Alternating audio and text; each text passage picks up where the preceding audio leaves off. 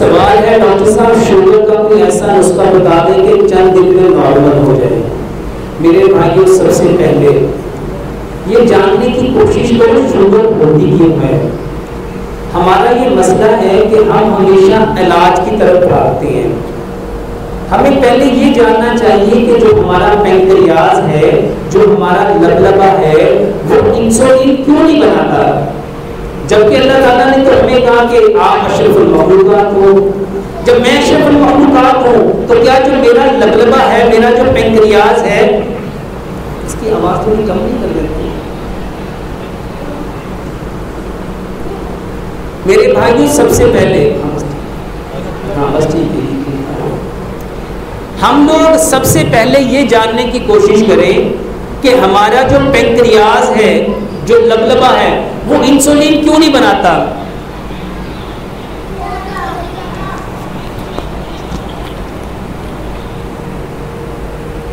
अच्छा, हमारा pancreas insulin क्यों नहीं बनाता, उसकी सबसे बड़ी वजह मेरे भाइयों वो खाना जो गला हुआ है। जब हम गला हुआ खाना खाते हैं, जो गला हुआ खाना है मेरे भाइयों, ये गला हुआ खाना हमारे जिस्म के अंदर जितने अज़ाए सबको गला देता है। अब गला हुआ खाना कौन सा होता है मेरे भाइयों? जो मिट्टी के बर्तन में खाना पकता है, वो खाना पकता है जो सिल्वर में, स्टील में, नॉन स्टिक में, टेफलॉन में, प्रेशर कुकर में जो खाना पकता है वो पकता नहीं है, वो गलता है। मिट्टी के बर्तन में जो खाना हम पकाते हैं, सिर्फ 50 साल पीछे जाओ, आज से 50 साल पहले जब हर बंदा अपने घर में खाना मिट्टी के बर्तन में पकाता था, किसको शुगर थी? कौन शुगर को जानता था? मेरे भाइयों, शुगर क्यों हुई? क्योंकि हमने मिट्टी के बर्तनों को छोड़ दिया। तो सबसे पहला काम क्या करना है? अपना खाना मिट्टी की हांडी में पकाओ। और इसके अलावा जितने बर्तन हैं, चाहे वो सिल्वर के हैं, स्टील के हैं, नॉन स्टिक के हैं, टेफलॉन के हैं, प्रेशर कुकर के हैं, प्लास्टिक के हैं, सारे बर्तन बंद कर दो। दूसरे नंबर पे हमारा पैंक्रियाज इंसुलिन उस वक्त नहीं बनाएगा जब आपके बदन में वो तेल जाएगा जो जमेगा। और जितने कुकिंग ऑयल हैं ये सारे जमते हैं। अपने घर में जाओ, जहाँ खाना पकाते हो उस दीवार पे हाथ फेरो। अपने किचन में जहाँ खाना पकाते हो हाथ फेरोगे, हाथ पे क्या आएगा? चिकनाहट आएगी। अगर आप एग्जॉस्ट फैन को उतारोगे किचन के, उस एग्जॉस्ट फैन पे क्या लगा होगा? चिकनाई लगी होगी। और अगर हम सिंक जहाँ बर्तन धोते हैं उस सिंक के पाइप को उतारेंगे तो उस पाइप में क्या होगा? उस पे क्या होगा? उसमें भी चिकनाई होगी।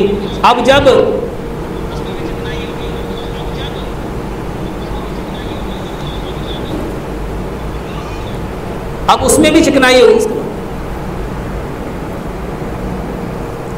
अब उस सिंक के पाइप में भी चिकनाई। अब यही खाना जब हमारे बदन में जाएगा तो ये जो चिकनाई है वो कहाँ जाएगी? ये जितनी नालियां बंद हो रही हैं, लोगों को ब्लॉकेज हो रही है, उस कुकिंग ऑयल की वजह से है। तो मेरे भाइयों, कोशिश करो अपना खाना सरसों के तेल में पकाओ।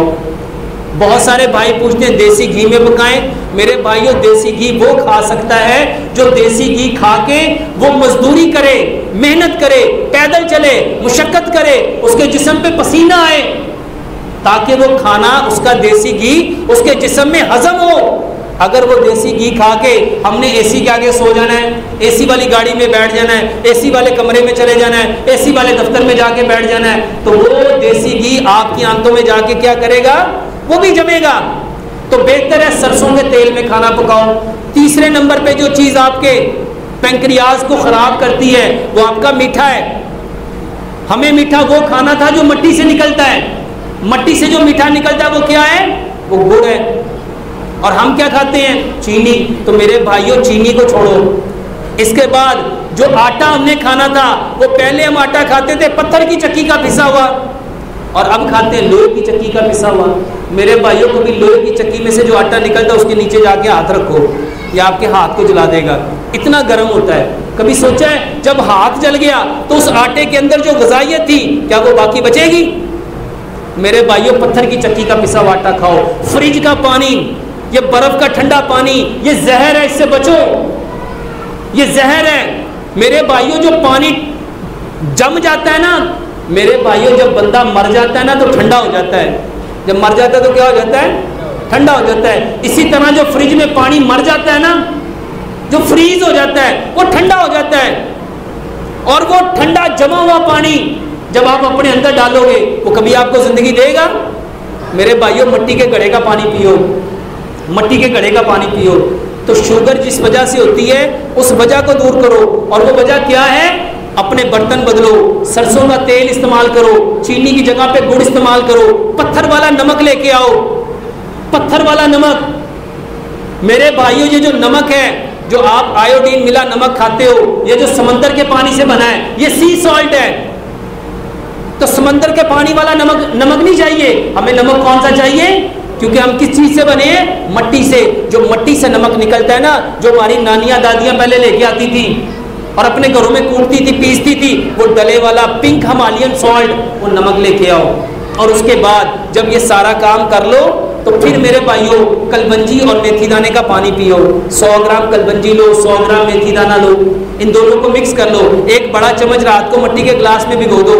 रात को ही उसके अंदर 2-4 कतरे जैतून का तेल मिलाओ, 2-4 कतरे उसमें लेमन के मिलाओ, अच्छी तरह उसको पका लो, फिर उसको मिट्टी के ग्लास में भिगो दो। सुबह छान के नाश्ते से आधा घंटा पहले पियो, फिर सुबह को भिगो, दोपहर के खाने से पहले पियो, फिर दोपहर को भिगो, शाम के खाने से पहले। 3 बार ये पानी पियो। कलबंजी और मेथी दाने का पानी क्यों पीना है? क्योंकि प्यारे पैगंबर जनाबे मोहम्मद सल्लल्लाहु अलैहि वसल्लम ने इरशाद फरमाया, कलबंजी वो काला दाना है जिसमें मौत के सिवा हर बीमारी की शिफा है। और मेथी दाने के बारे में फरमाया, रिवायत में आता है, अगर लोगों को पता चल जाए ना मेथी दाने के कितने फायदे हैं, लोग इसको सोने के बस खरीदे।